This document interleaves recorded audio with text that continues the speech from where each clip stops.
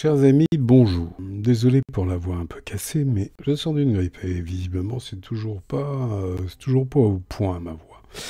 Mais bon, j'espère que quand même, on va me comprendre, on va comprendre ce que je raconte. Très heureux de me refaire une petite vidéo. J'espère que vous serez nombreux à la regarder et à écouter ce que j'ai à vous dire. Je continue dans les modes de fusion et les corrections avec les modes de fusion. Comme on peut le voir sur cette photo, eh bien, elle est légèrement floue. Vous voyez, il y a un problème malgré que ce soit vous voyez, de la photo d'Adobe Stock, eh bien, elle est légèrement floue cette photo, il manque un peu elle est plate quoi. Et puis là, il y a un maquillage qui est très excessif, type mannequin.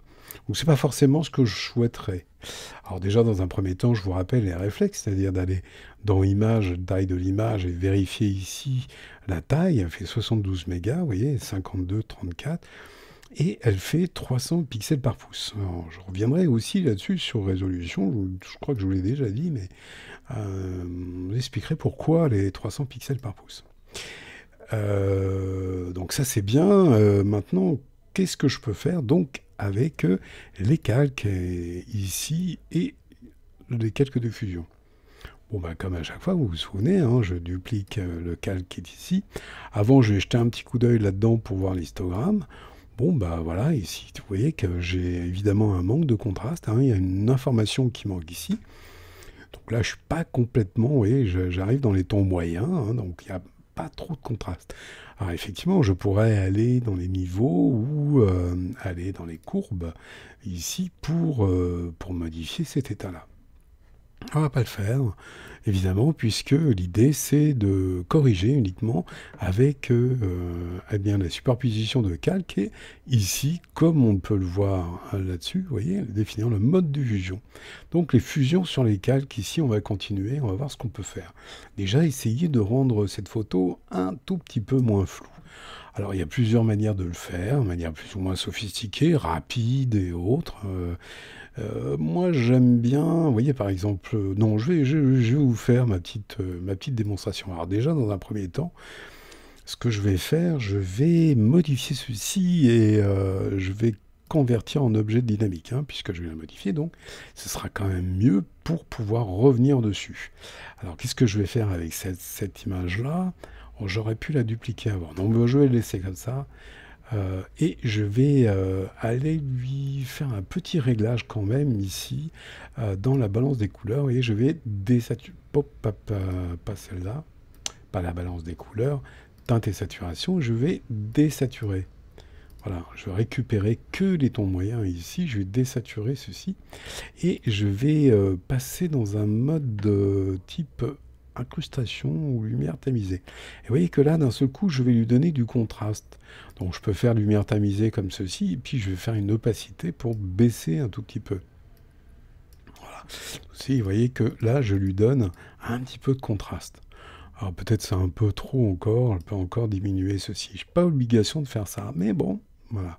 Je vais redupliquer ceci, et là, je vais pas faire de... non, je vais pas ici garder mon objet dynamique, donc je vais pixeliser le calque. Vous voyez, c'est une manière effectivement de désactiver le calque dynamique parce que je ne vais pas en avoir besoin. Par contre, je vais transformer ceci dans les filtres ici. Je vais venir dans divers et je vais mettre en passe haut. Passe haut particulièrement intéressant, le passe haut, parce que vous voyez qu'ici, si je mets à 0, j'ai du gris. Gris moyen, 50% ici, hein, de noir si vous voulez. Donc, il n'y a pas de matière, il n'y a rien, il n'y a plus de matière, il n'y a plus rien du tout. Par contre, je vais remonter un tout petit peu, alors je vais enlever un petit peu de... Vous voyez, hop, je vais revenir ici. Voilà, je vais remonter un tout petit peu, comme ceci, voilà. Donc là, je suis bien au milieu. Je vais redescendre un peu pour voir apparaître, laisser voir ici un petit peu de matière, vous voyez, ici, toc, comme ceci. Donc je mets 14 à peu près, hein, 14, 15, je vais peut-être baisser encore un tout petit peu. Sinon, ça risque d'être trop fort. Et là, je vais passer également dans un mode de type lumière, peut-être lumière vive ici, mais évidemment à 100%. Et vous voyez que là, vous avez vu, ça me donne un effet. Pourquoi? Parce que en réalité, il joue avec les tons clairs et les tons foncés, les différents points ici, mais tons clairs, tons foncés, pas les tons moyens. Et là, ça me donne des contrastes avec le, comment dirais-je, avec le noir. Donc, vous voyez, si je baisse un tout petit peu, donc si j'enlève ça, vous voyez, ça m'enlève un tout petit peu de contraste. Vous voyez que j'ai pas rajouté grand-chose. Et ici, vous voyez que ça me fait quelque chose de beaucoup plus dense. Alors, je vais baisser encore un tout petit peu l'opacité, ça fait beaucoup. Je pourrais éventuellement enlever celui-là, mais j'ai pas vraiment d'intérêt. D'autant que là-dessus, regardez, je vais rajouter un filtre et je vais lui mettre un peu de bruit ici. Je vais lui mettre voilà, un tout petit peu de bruit là-dedans, comme ceci, en monochrome et en gaussien, comme ceci. Voilà, même un tout petit peu plus, c'est pas grave, puisque de toute façon, je pourrais revenir d'ici. Et là, je vais peut-être changer ça et je vais peut-être me mettre un petit peu en mode incrustation. Alors, si je viens ici, vous voyez, ça me fait monter un tout petit peu de grain là-dedans. Vous voyez, si je l'enlève, voilà.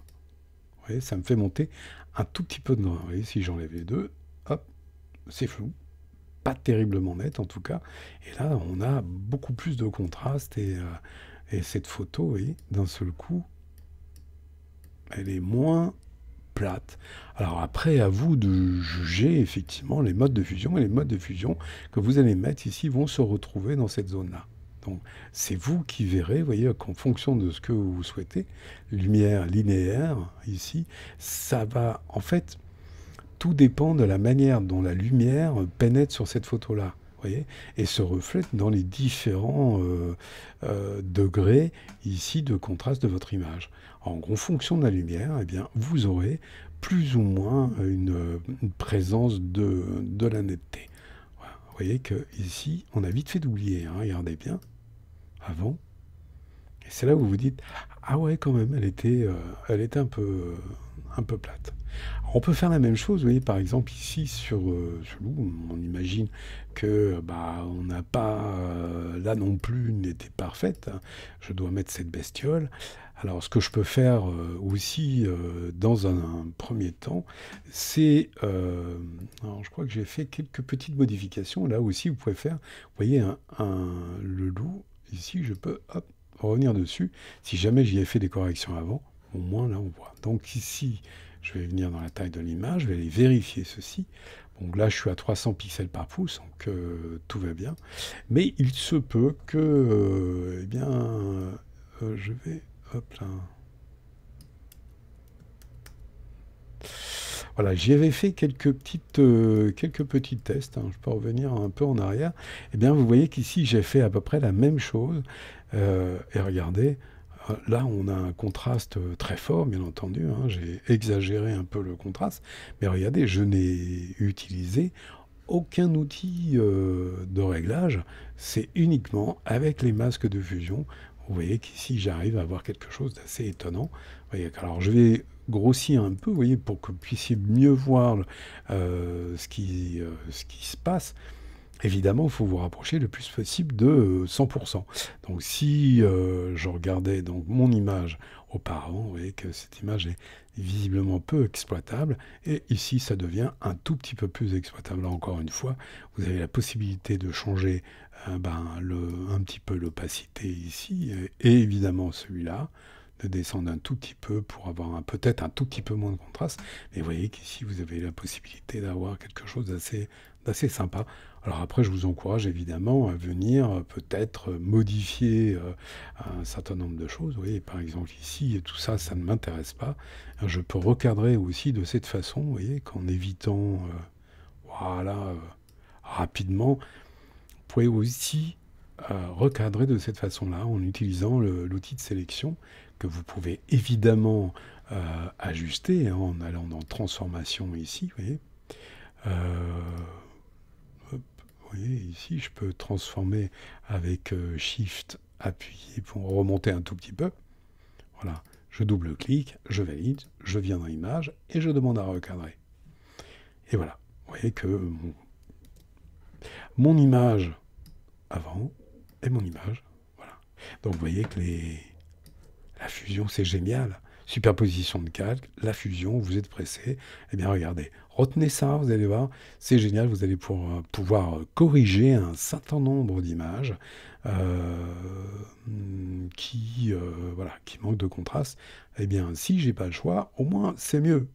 Voilà, je ne sais pas ce que vous en pensez, mais enfin, dites-le. En tout cas, dans les commentaires, si ça vous plaît, n'hésitez pas, et ma voix cassée également, n'hésitez pas à me le dire. Je serais ravi d'avoir votre impression. Et puis, et voilà. Et j'espère vous revoir évidemment sur d'autres tutos hmm, que je vais probablement réaliser assez rapidement. Donc là, je n'en ai pas fait depuis un petit moment parce que, eh bien, voilà, vous voyez ma voix, hein, pas terrible. Mais bon, c'est comme ça, c'est la vie. À très bientôt, j'espère. Revenez me voir et dites-le avec un pouce et éventuellement un petit commentaire si ça vous a plu. À bientôt.